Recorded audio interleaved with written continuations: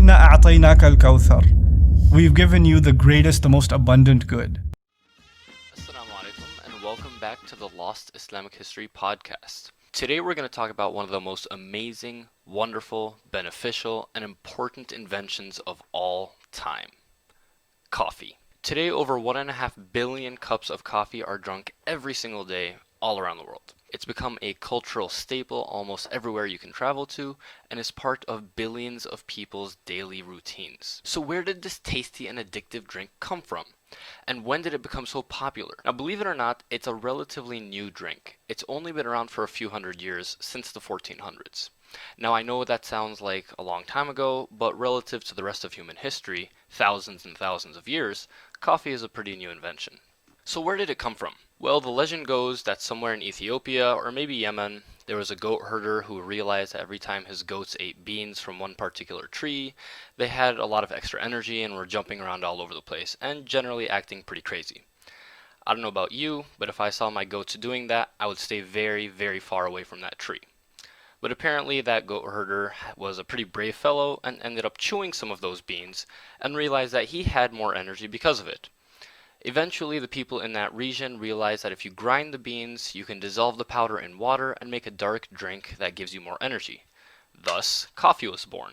Now, that story may or may not be true, but what's important is that during the 1400s, this new drink began to be pretty popular in Yemen. They called it qahwa, based on the Arabic root word qaha, which means having no appetite, because this drink tended to dull one's desire for more food. It was especially popular in Yemen among Sufis and other religiously oriented people, as it gave them the energy to stay up at night worshipping God. From Yemen, the drink spread north into the Ottoman Empire, where the Turks called it kahva. By the way, the Italians took the Turkish word and pronounced it as cafe, and from that word came the English word coffee. Interestingly, at first some Islamic scholars in the Ottoman Empire had a temptation to declare kahva as haram, or unlawful according to Islamic law. The reasoning for that was that this new unknown drink affected the mind, so they were afraid it might be similar to wine, which is unlawful in Islam. In any case, that ban didn't last long, because during the reign of Sultan Suleiman Qalanuni, also known as the Magnificent in the West, the highest religious authority of the empire, the Grand Mufti Abu Saud Effendi, analyzed the drink and realized there is no legal basis in Islam to declare it unlawful, so the consumption of coffee was allowed again in the empire. And, as you can imagine, the people rejoiced.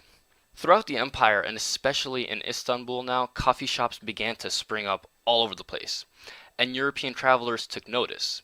Wealthy Venetian traders especially imported this new drink into Europe throughout the 1500s and 1600s. In fact, one of the main ports in Yemen where Europeans bought coffee beans was a city called Mocha, and from that, of course, we have the word mocha for a specific style of coffee. Now, the Europeans also went through a religious legal issue with coffee. The Catholic authorities were tempted to declare the drink as unlawful, especially since it was a quote-unquote Muslim drink. But eventually, in the year 1600, the Catholic Church again allowed its use, and again, the people rejoiced. Now, probably the most important impact of coffee in history was the fact that it helped pull Europe into the Renaissance and Enlightenment eras. Throughout Europe's Dark Ages, alcohol was the drink of choice. You'd start your day off with beer soup, have a piece of bread with beer for lunch, and finish off your day with some bedtime beer to help you sleep. Needless to say, it's pretty tough to build a stable and organized society when everyone is always drunk. When coffee was introduced, people began to drink that instead. And coffee has the exact opposite effect of alcohol. It makes people more alert, makes them think more clearly, and keeps them awake.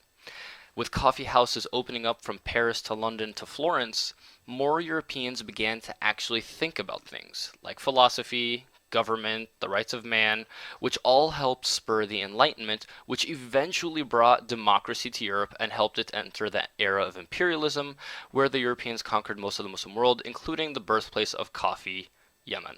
Isn't that ironic? Well, there you have it, the story of coffee from obscure goat herders to European Enlightenment to imperialism. I hope you enjoyed this episode of the Lost Islamic History podcast, and we'll see you next time.